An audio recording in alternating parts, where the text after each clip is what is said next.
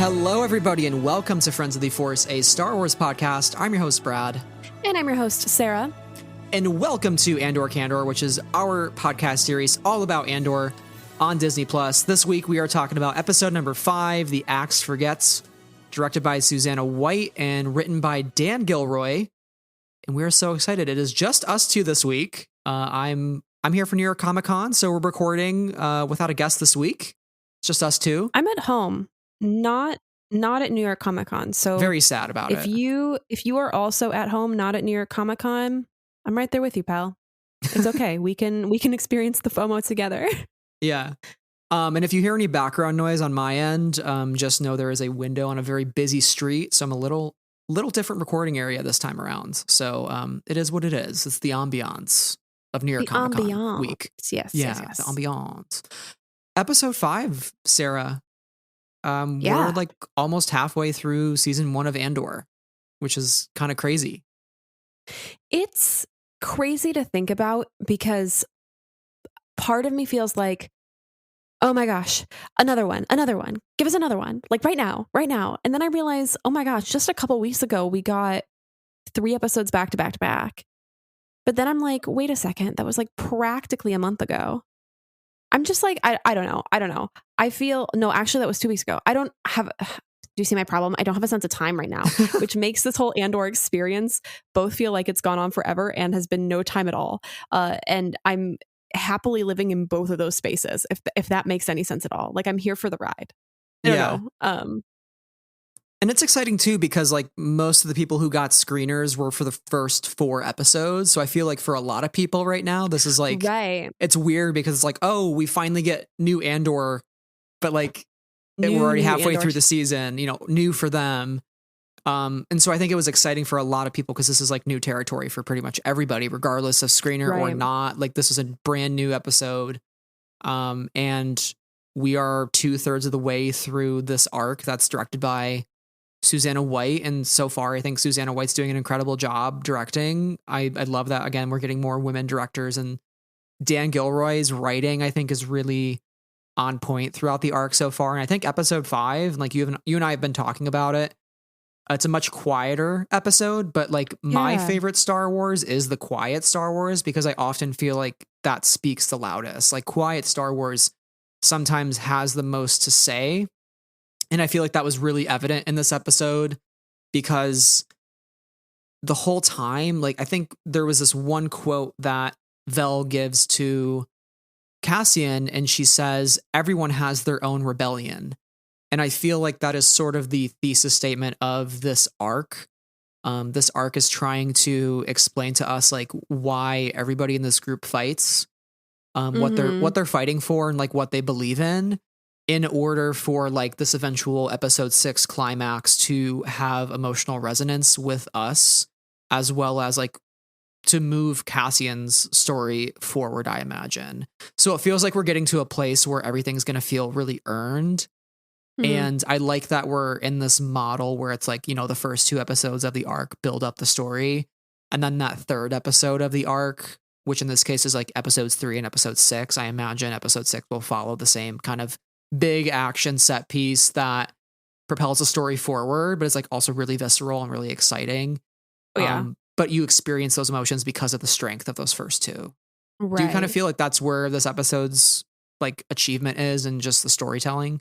Yeah, totally. I think that Andor has been such an interesting experience for me, because it is a show that I have been hyping for so long, and I'm like, oh my gosh. I remember back in 2016 when Rogue One came out, and I was like, I need the Cassian Andor backstory book, like right now. Come on, Del Rey, let's go. And then they were like, there might be a Cassian project, and it's the TV show, and okay, this TV show, it's gonna be 2 seasons. This is the team. This is what it's gonna feel like. And my hype was just so high, and I feel so calm about this show. And that's not to say that the hype has not earned itself. I'm thrilled with how this show is going, but it's not one where I'm like, oh my God, got to get in my pod mic and speculate for an hour and a half. It's like, me getting to the end of the episode and either being like stunned into silence or nodding to myself, being like, yeah, that was some good shit. That was some real good shit right there. Like a delicious, yummy food. Like, and I just feel like I'm along for the ride. And this episode it worked so well for me because it was just along for the ride. And I think, as we've talked about with Arzu and on our initial kind of reactions and reviews of the first 3 episodes, the dialogue is just so sharp, and never does it have a pointier tip and not on the knife of this dialogue than in this episode. So I think that was kind of one of the strengths, and the pacing is so excellent too, because you really kind of want to know where all of these characters are going, because we know that they're headed somewhere. And I think this episode comes together in a really strong manner because of those elements, alongside the score, and alongside the fact that we like have definitely seen little tiny bits of what happens in the trailer. Like we saw Lieutenant Gorn. We can talk about his name if we want to, but I really like that the name is a Star Trek monster. Anyway, Lieutenant Gorn. I did not catch that. Yeah, he's one of the original Star Trek monsters that has come a very long way in Star Trek universe. If you're watching Strange New Worlds, Brad, I will tell you about the Gorn in the Strange New Worlds versus the original Gorn. They're very interesting. Anyway, I need to watch that. But yes, yeah, that's our other podcast that may or may not happen. But we see the dam behind him, and we've seen like the rappelling down the dam. We've also seen what seems to be like a chaotic breakout. And I'm still, you had mentioned you thought that was flashback, but I think it's this upcoming episode. Yeah, no, it is this. So it's interesting. I think that this upcoming episode is going to be really, really spicy. So I don't know. I'm really excited about everything that's upcoming, and I'm also just I feel very content in this episode, and I think that its politics and its message are really clear, and I really respect that. I'm stepping off the soapbox so you can have a chance to respond. No, you said it really well. I think the pacing is the strength of the show, which is interesting, right? Because we know the first season takes place during that 5th year before Rogue One, and we know season 2 every 3 episodes covers 1 year. Right. So like I in the back of my mind, the thought is kind of like, okay, once we ramp up the way we're speeding forward towards Rogue One, like, do we lose some of that excellence of the show where we can have an entire episode of just dialogue and conversation and introspection? Or are these showrunners so good at what they're doing that they're just going to still be able to maintain that? And so that's a question we won't know for a while, but like, I'm really enjoying and reveling in it while we're here, and like while we're getting an entire season of just like year 5 BB, or ABY, or before Battle of Yavin. I don't know. But that's exciting, and I think what I really appreciated was like how we not only explored the idea of like, what does Cassian believe in, and like what is he willing to fight for, but like, why does a character like Gorn, why is he defecting? Like, why is he helping these rebels? And we do get like the word rebellion, I believe, for the first time in the series, which is not insignificant. It's a very deliberate choice to use that word in this episode. I don't think we heard it in the first 3. We heard like, resistance and uprising, and like, I think we heard like liberation at one point. Fomenting pockets. Hearing the word rebellion, and they all give like the cheer around the campfire, to the rebellion. Right. I think we're starting to see the formation, or at least the inklings of what's happening behind the scenes. And we might see that more with Mothma in future episodes, but, and not just characters like, Gorn, but also, Nemik and Skeen, and getting a little bit inside of their minds. And I think Nemik especially was a huge standout for this episode, as well as Skeen. I thought they both had huge character growth. Skeen, especially, somebody who butted heads with Cassian throughout the episode, and by the end is giving somewhat of an apology. Yeah, I kind of want to jump back to one of your earlier points, and I think like then we can really dive into Skeen because he's super interesting. But you kind of were talking about how this first season is structured a bit differently than the second season, and wondering if we're going to be able to get some of the depth of the first season in the second season. And what I think is interesting about that is that like, I don't know if we need it to be the same in the second season. I think what we're getting now is such a great framework and a grounding of this character and this time period and this story. But I think that if season 2 wanted to up the action, it's still resting on an entire first season that has spent this time. And I think that's a great point. Could be because I mean, I think the structure is very interesting, and I was skeptical because original reports were like they're going to do 5 seasons, and then they were like we cut it down to 3 seasons, and then Tony Gilroy was like we're doing 24 episodes over 2 seasons, and we're like, oh wait, could you imagine 5 seasons of this, like this kind of storytelling? I would be foaming at the mouth until 2027, right. Every week. But like, I think it would be really interesting. I mean, and we'll see it here on probably 2024. Just how different these things are, and if they can be put together. Because I don't think that the two ideas or styles of Star Wars are completely separate from one another. This series, as it is just mining what's already there in terms of the depth of the conflict and the vastness of the people and the ways in which people interact in their daily lives. We've just skimmed the surface of it. And so like this first season is diving in, but I think we can still have that depth even if we're doing a little bit more skimming in the second season, if that makes any sense at all. No, totally. And you make a great point of like building the foundation, right? It's like season 1 is sort of the woodwork of the house, and then season 2 is like the drywall and the flooring and the roof, right? And right, you can't have the drywall, the flooring, and the roof without the woodwork of the house like standing up. And I think this episode is a great example of the show saying we are willing to do the legwork to create a compelling story and a compelling narrative, and like one that you're going to be invested in. And so that's why I have like the utmost faith in the show and the showrunners. Mm-hmm. I really felt that in this episode. Like it was just not what I expected from an episode. I was like, wow, this is like really deep stuff. This is really great. It's a lot of characters dealing with trauma and unpacking it together and understanding it and using it as fuel.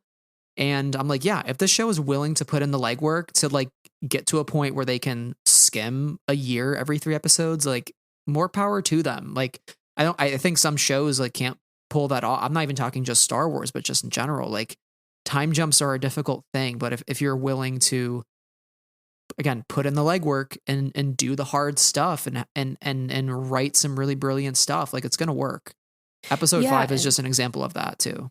Yeah, and I think we all expected a particular thing out of this episode. I think at the end of last episode with ours, we were talking about, oh my gosh, dinner party. And I think everybody was like, it's dinner party time, and there was no dinner party. And episode so like 6, maybe. I think that's what'll be just juxtaposed up, because we still are expecting Mon Mothma talking to the other person, kind of scene. It's nice though. The series isn't giving us instant gratification. Like we're not getting the dinner this week. Like maybe next week. We know it's happening because we saw it in the trailer. Right. But it's nice to kind of subvert that and be like, oh no, we're still going to build out Mothma and Perrin's story with her daughter Leia, which is like 1 letter removed from Leia, which I think is really interesting.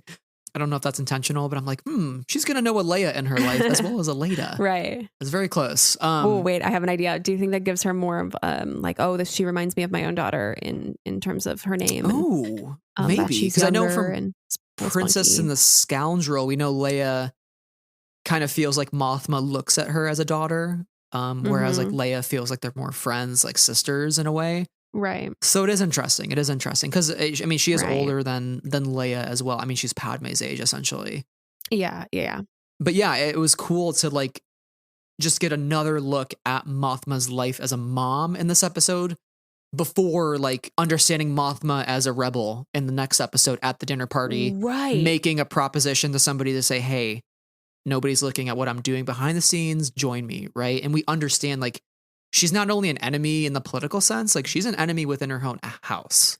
Right. Like her I was not expecting that. It gives her a lot of texture as a character. And I guess I'm just going to say the word texture a bunch of times, but like really it gives her a lot of space as as a character to expand upon these layers. And I think for actors, that's just, juicy, delicious food.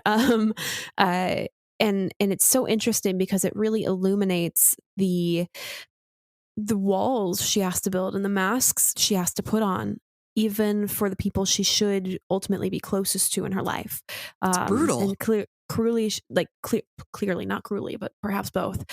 Clearly, she has, an antagonistic relationship with Perrin, and her daughter Leda is a teen.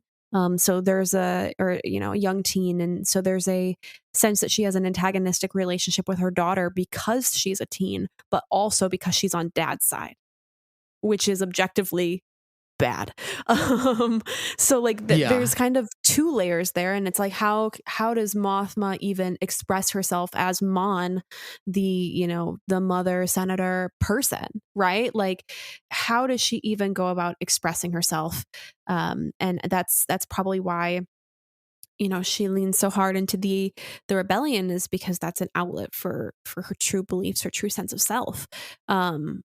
And I think that that's an interesting story to build out with her. I'm really compelled by that and the kind of weight it gives her character. And also, I mean, I'm so fascinated. I think when we heard that Mothma was a mother, and that she was married at 16 and has this daughter, we were all kind of like, a sort of arranged marriage, which we recorded our episode before that quote came out, and we were like kind of right, like spot on.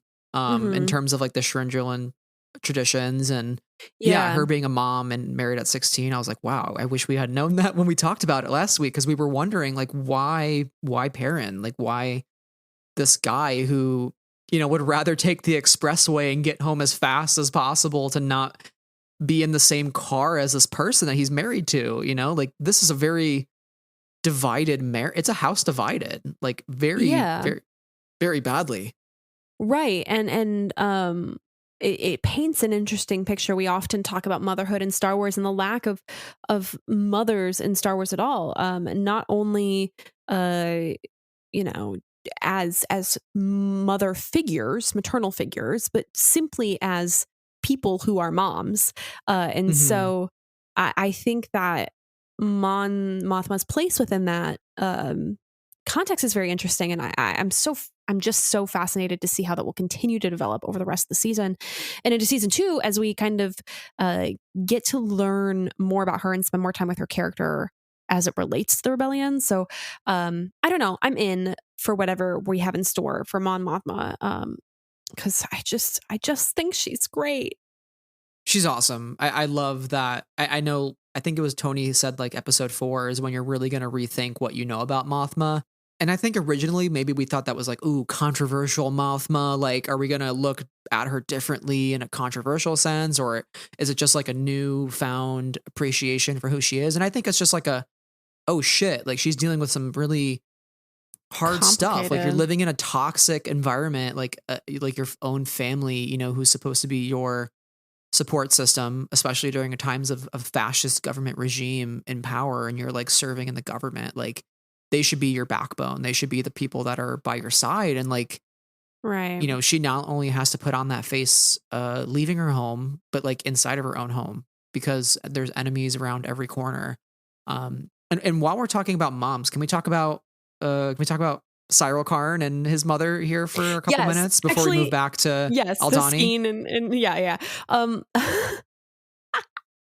Kyle Solar and his mom. Okay, so let me get this straight. So Kyle Solar's performance in the second arc has basically been walking through the Coruscant airport very sadly, saying "mother" and getting slapped in the face. Being extremely cuckoo for Cocoa Puffs in this episode. Most importantly, and looking sad. And looking very sad during breakfast for the entire episode, which, like, again, just to get an entire breakfast scene over the span of like 45 minutes, like, fantastic. That and also like the just absolute, he's getting the shit roasted out of him by his mom. Yeah. And Uncle Catherine Harlow, Hunter, by the way, is amazing. Yeah, no, she's so good. And is, again, we just are talking about these characters. We often, I think, talk about archetypes when it comes to Star Wars, and talk about these big, broad character types, and who's the hero and who's the villain, and who is the person that's going on the journey, and et cetera, et cetera, et cetera. And that stuff is all great. Like I love that we get to talk about these broad archetypes of mythology and all these ideas, because I think they're valuable.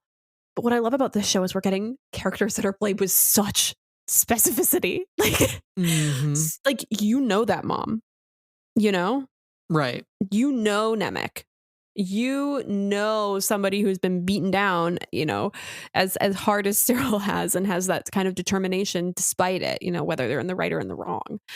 But we just get some delicious, sad Syril once again. And I wrote in my notes, once again, Kyle Soller has a face of the acting gods. Just an excellent casting choice. He just is giving it everything and then more. Only Kyle Soller could give an up close shot of him staring at a Cocoa Puff.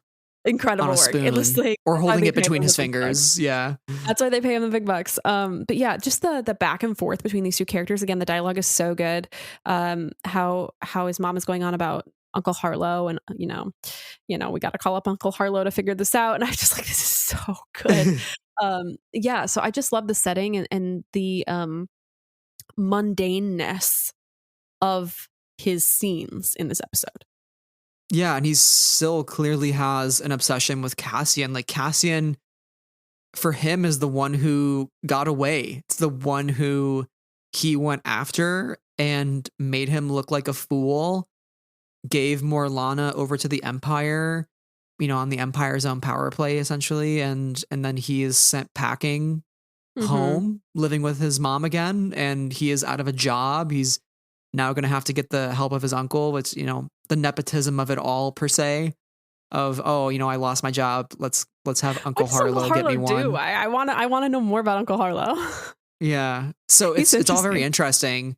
But I mean, Syril is not going to go down without a fight, which I think we've talked about this, right? Like, we think maybe in the future, Syril Karn redemption could come, maybe in the form of him being Fulcrum, but he is far removed from that. Want it, but I don't think it's going to happen. You know, like, I think it would be an interesting choice to do, but like, I just simply don't think it's going to happen. I think they're going to Javert him till the end. Yeah, and if it does happen, I think it shouldn't happen for a while, right? Oh, and yeah. I mean, it's the same thing with Cassian. Like, Cassian in this episode is like, basically, my job is to like, I'm here to win and walk away, which that is not the Cassian that we know in Rogue One. So like, we are again so far removed from Rogue One. These, like, Cassian's nothing like we know him almost in Rogue One. Like, we don't know what he's fighting for. He's here for the credits. He tells everybody else, I'm here for the credits. I mean, think about that growth he's going to have. And then think about like Syril Karn, who we don't know what he's about. And like, think about how much growth he might have as a character, whether for good or for bad. And so that's, I think, just exciting, whether or not the redemption happens or is earned or deserved. I think just getting to see Kyle Soller give this performance, however long he's around, is exciting. And like, oh God, again, the specificity of Kyle Soller, it's fantastic. It's fantastic. Yeah. And I mean, genuinely, as we are learning about the Aldhani characters, every single one of them, such specificity. And it's really powerful to watch, because these characters are speaking about real things and having conversations about real things, and you can see the inner workings of their mind in a way that I don't quite think we've been able to see in Star Wars performances before, at, you know, by and large. I think there are moments when we get that. I think we get a lot of that in the books, but I don't think we get as much of that in TV movie content, whether animated or their live action. Yeah. But that being said, let's jump back to the Aldhani characters and kind of spend some time with them. This is an episode that's called The Axe Forgets, and that kind of brings up probably the key line in this episode, which happens nearly right at the beginning. We find that Cassian's pack has been taken, and he scrambles to figure out what happened, and he finds Skeen has, at the request of Vel, dumped it all out and searched its contents. And he is talking about the tattoos and recognizing that Cassian knows what they are, and, you know, is kind of asking him about his past too, and they talk about their pasts a little bit. And he goes, they've built a lot of cages, huh? The axe forgets, but the tree remembers. And wow, what a line. It What were your continues thoughts? here too. Yeah, I was Go gonna say ahead. continues here. Quote, the person who hurts another often forgets about it, but the one who was hurt always remembers. A bully forgets and moves on, but the victim remembers the trauma. Mm-hmm. I think that part especially is so important. And when we think about the axe, the axe hitting the tree, and we learn that Skeen's brother was a tree farmer. So it kind of connects it all within the episode. We know like Star Wars is all about like environment versus like, technology and the encroaching industrialization of the galaxy and the way that the Empire sort of seeps its fingers into natural worlds and destroys them. Like we've seen it with Canary, we're seeing it with Aldhani, we're going to see it with so many other planets in Star Wars. I think of Catalyst. You know what I think of? Songs from Forgotten Worlds, the whole Yeah. series of Alexander Freed chapter titles from like what part 1 of Victory's Price, and you're like, fuck, Yeah. Yeah. the Yeah. whole time. Yeah. So it's a powerful statement, and when we think of like the bully forgetting, like who's the bully, and the bully is the Empire. The bully is the Empire going around the galaxy, causing all of this hurt, and people feel that. People feel the ramifications, and they feel the displacement, like the Aldanis who used to show up in the thousands to this celestial event, and now they're all but extinct, so to speak, in this area. Like they're gone, they're displaced. We don't know much about like what happened to them besides the fact that they're just, not there anymore. And so it's really sad to think about. And obviously like colonialism has been such a huge part of the series and the way that the Empire kind of comes into these worlds and takes them over.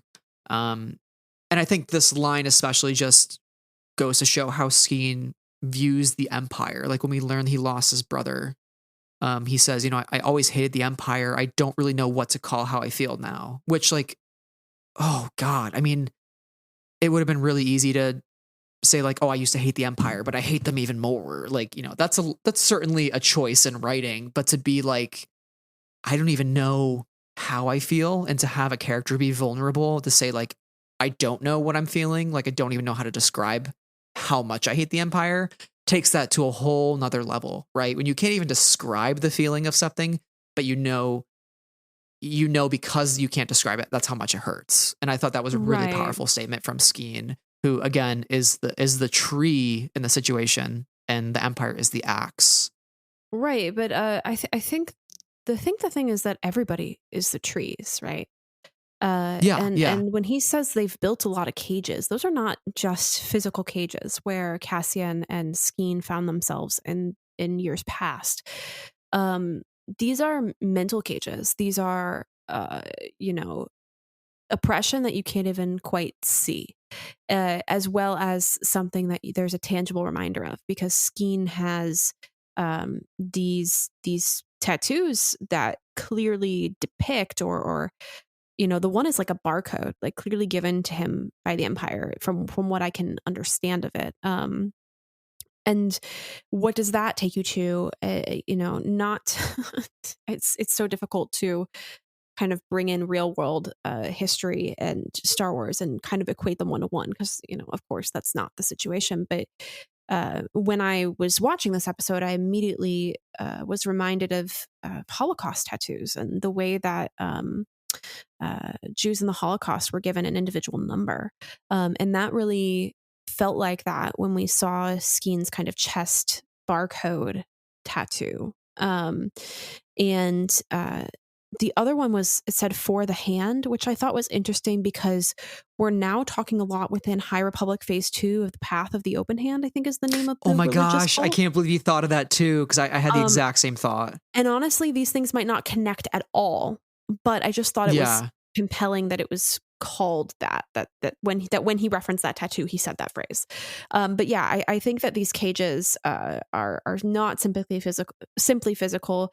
They are physical reminders. They can be physical spaces, but they're also cages we can't even see, emotional, mental cages, because those are the what's the word I'm looking for? Those are the avenues of oppression. It's not just one thing; it's all the things at once. And I know we've been kind of itching to talk about Nemik as well, um, Well, can I and say I one think thing this real is quick too, to your yeah, point on yeah, cages? I just think of Chirrut Emwe talking to Cassian in Rogue One. And he tells him, I sense that you carry your prison wherever you go. Right. exactly. Oh, perfect. That's such Yeah. a good point because I think that's exactly what we're both kind of getting at here is this idea that these things are following you. The tree remembers, the tree is carrying around all of the memories of its past. Okay. Yeah. Into Nemec. I want to get a little bit of this quote. And he says, so much going wrong, so much to say, and all of it happening so quickly. The pace of repression outstrips our ability to understand it. And that is the real trick of the imperial, I lost the quote. Thought machine. Plot It's machine, thank easier you. to hide behind 40 atrocities than a single incident. Yeah. Can we talk about that? Oh man. The way that I felt this on such a personal level, I think this is one of the best lines of anything that I've heard in like the Rebellion Empire era. Right. Oh man, this just got to the root of the Empire ruling by fear. And I felt even just like real world connections, like all the things that we've had to experience. We are kind of that generation that's like one traumatic cultural societal events after another. And it's like, at what point, like, if one of those things happens, it's like a huge deal, but we've had to experience so many of them that it Right. almost like numbs us to a point where like it feels normal, Exactly. which is not okay. It's not okay that that is the norm. And so likewise, like the Empire is having a tactic where like, again, the 40 atrocities, they're so bad, like in isolation, they're so bad. And even, as 40 atrocities, still so bad. But then nobody blinks an eye because it's happening so frequently. And so they're able to get away with those things. And I Well, think that that is the worst part about it. right. It's the idea that, and I think we see this a lot in our world with regards to mass shootings and the way that we as a Yeah. society react to them in 2022, and the fact that we go, oh no, let's grieve these people, and let's have our 7 days worth of media coverage about this specific thing before it happens again. And then we see one side of the political machine going, thoughts and prayers, nothing can change, more guns in schools. And with that sort of attitude, if people in power, nothing is ever going to be able to change because nobody sees it as a systemic issue, or nobody in power is willing to address it as a systemic issue. And I think that's exactly what's happening here. And not only that, but the people in power are the ones committing the atrocities, right? So, Right. Yeah. the It's a people, form of oppression. right, and the people on the ground, the everyday people we see throughout this show, already have so much to deal with in their own lives to navigate their own spaces, and you go into ideas of political apathy in our own worldly context, and what are the reasons why people are politically apathetic, and it's this idea that like money doesn't buy you happiness, but also it does, because it buys you time to do the things that make you happy, right? So like if you have to work 2 or 3 jobs to attempt to make a living for yourself, and you are a single parent, and you have to work around the clock to make sure that your kid is fed, that everybody is clothed, everybody is homed, and that you can make enough money to live. You don't have the time to think about the ways in which you are being wronged. All you can do is survive.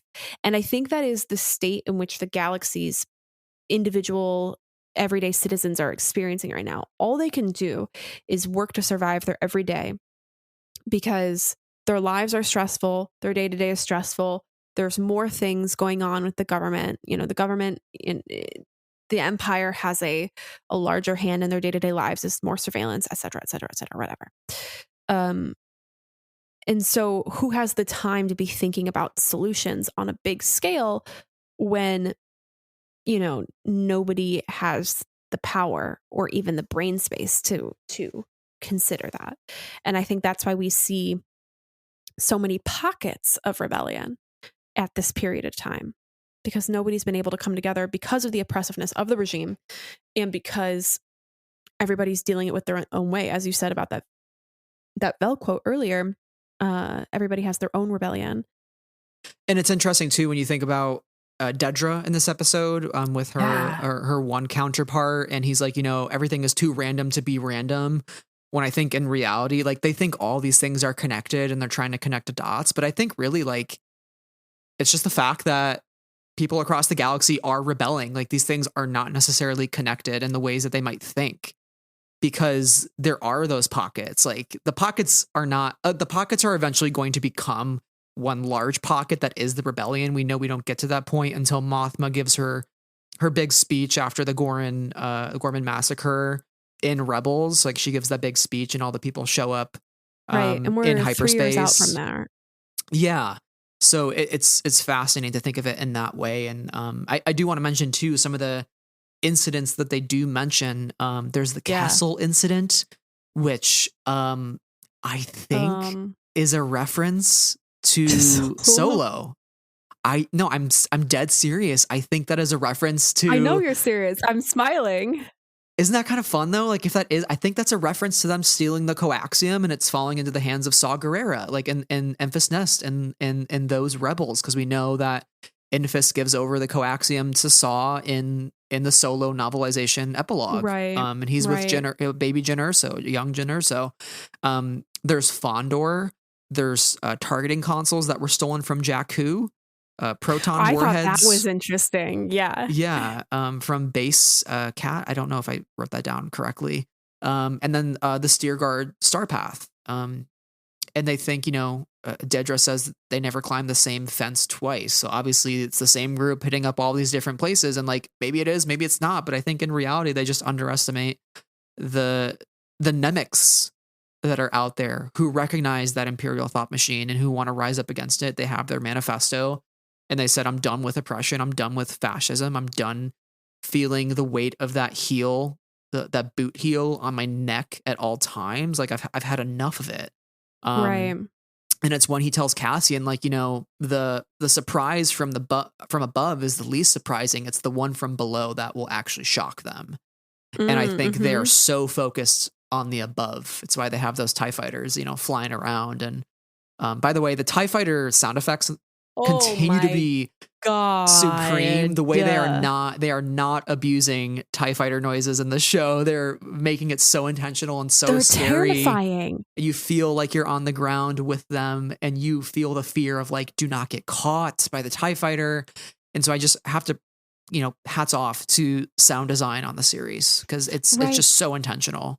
And we always talk about, like, the TIE fighter sound is like a scream or like a screech, and you can really feel that whenever a TIE fighter flies by, and you kind of feel the terror that instills in the people who have to hear that noise, which is so aggressive. And I don't know. If we're gonna talk about sound, I have to jump just a little bit, because I'm gonna bring it into the score.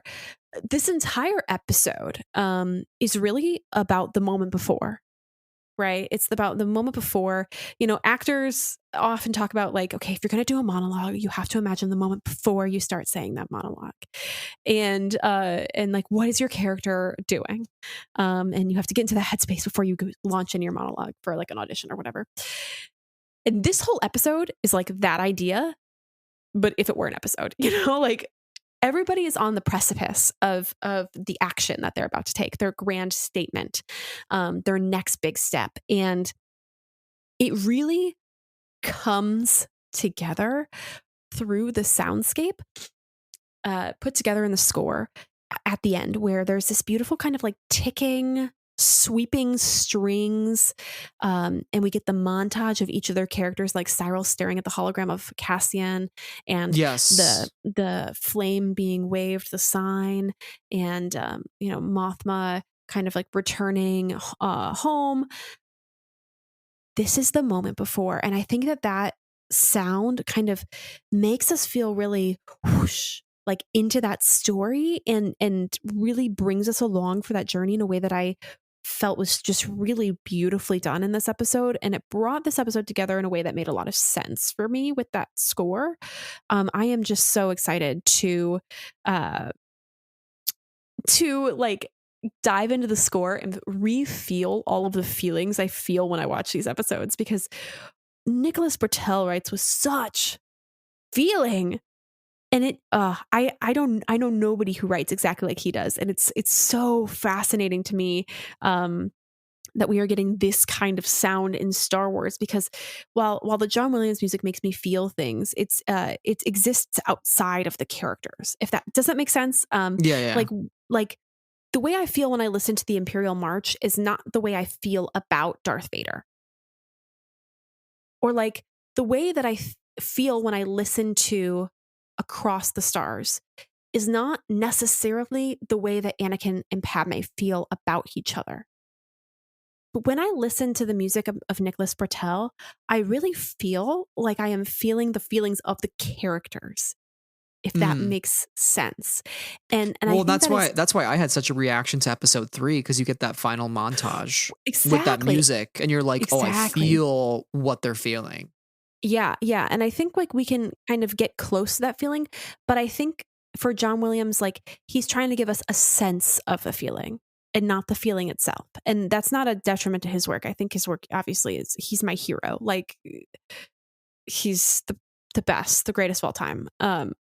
But it's so interesting to listen to Nicholas Britell's music. And I always go back to his one piece from If Beale Street Could Talk, because these choices have to be made like in conjunction with great directors and who also kind of have a vision for what they're doing emotionally. And like Barry Jenkins is one of those people. And it's very, very clear to me that Tony Gilroy, as kind of the head of this show, has that all mapped out as well. But like, my God, I just like, I can't. I need the soundtrack. It's the of it all. I don't know. Like, do you get that? Listeners, do you understand what those sounds mean? Like, I just, oh my God, it's so fascinating as like a listener and as a viewer, and as somebody who like has been a music person all my life, but is not like a capital M, capital P music person, as in like I haven't like studied music in a school setting, like in a college level setting, but I've been in choirs for like half my life and yada yada yada. Anyway, so fascinating, so fascinating. I'm shutting up now, but I could just like go on about how it interests me for the next hour, but nobody needs to hear that because they've already just heard it for the last 5 minutes. I think what we're really trying to get at here is like, it feels good to have good Star Wars, and not that the Star Wars before has not been good, but like it's this different. Again, it just is different, unlike anything we've gotten in Star Wars. It's so, I said this today on one of my tweets, it's so refreshing. Yes, I feel like I just ran a marathon and like I'm like chugging a glass of like ice cold water. Yeah, I just like, I'm thirsty for the Star Wars. It's so freaking good. Yeah, just give me more of it.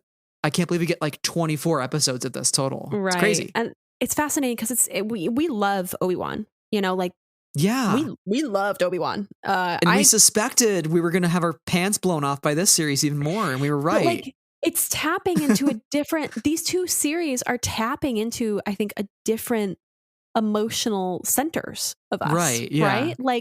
Like there's a sensationalism to the Obi-Wan Kenobi story. And I don't say that as a derogatory comment, but there's a certain weight to it and a certain Star Wars quintessentialness to it, where you kind of end that episode and your jaw's on the ground, or you're crying, or like you're like, oh my God, and something has happened that has make you shocked, capital S, shocked.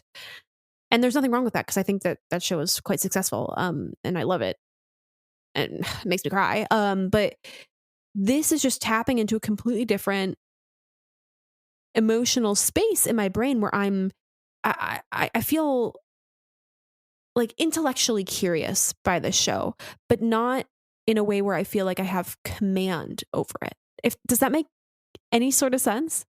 Yeah. I don't know if it does. I think I'm following you there, but Yeah, I mean, again, we're such a new flavor of Star Wars, and it's so hard to compare shows.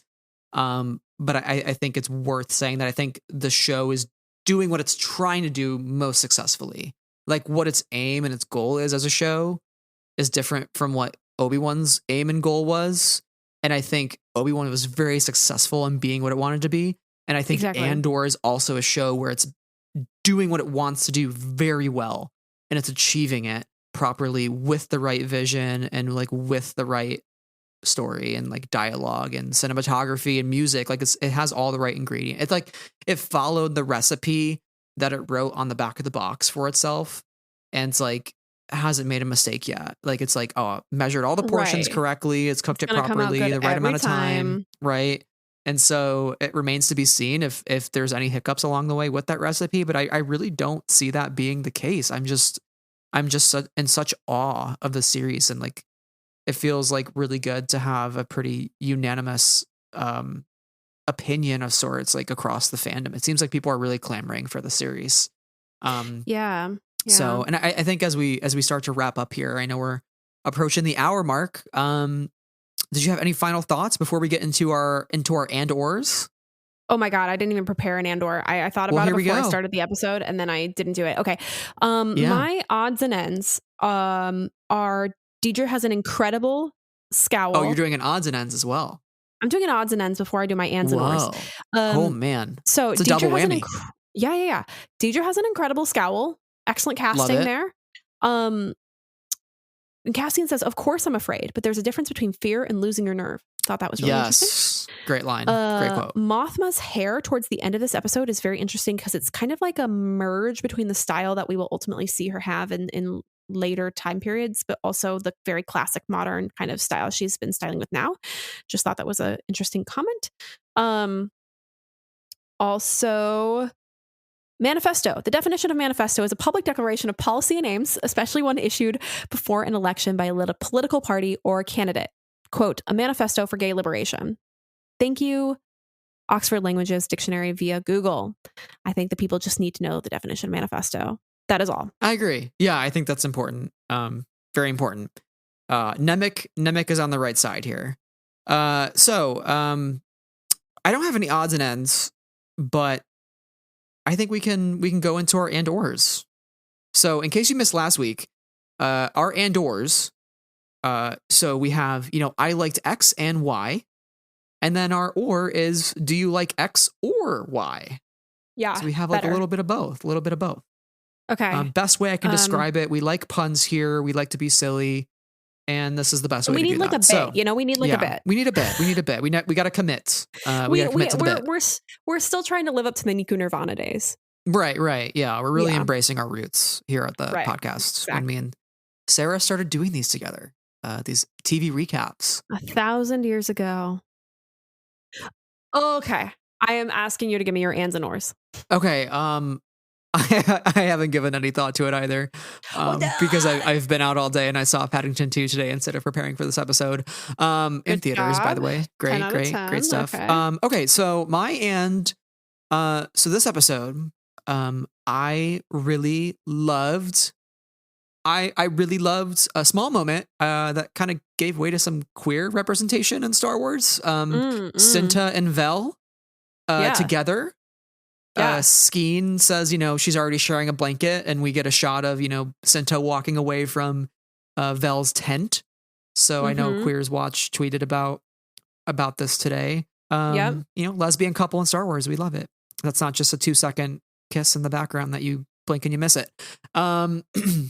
I hope that's explored further. Give us more before either one of them dies, please. Yes, more LGBTQ plus representation in Star Wars. Tony Gilroy said like heads are gonna roll, and I'm like, if nobody might make it out of this group except for Cassian. I'm preparing myself for that possibility. So, I loved that, and I loved cereal in Star Wars. I'm a cereal guy. I live and die by Cheerios because it's like one of the only cereals I can have.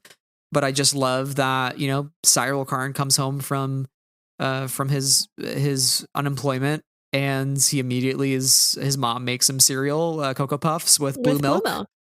And if they don't, I know Talking Bay, Brandon at Talking Bay tweeted this. If they don't make that a Galaxy's Edge immediately, what is the point?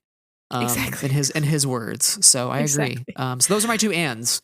Things that we haven't talked about necessarily, but I want to bring up here and shout out. Yeah, I mean, I kind of did my odds and ends. So my and today is something we've already talked about. But I've found that we've really kind of, it's changed who's been the highlight of each episode. Like, you know, I could say that, you know, Syril is the highlight of kind of the second episode. Luthen is a highlight of the third episode. Mothma is the highlight of the fourth episode. And this episode, the highlights are Skeen and Nemik. I found myself just taken with these characters, taken with these performances, and really enjoying getting to know these two characters in this episode. So that's my and. Brad, I've got an or for you. Are you ready for it?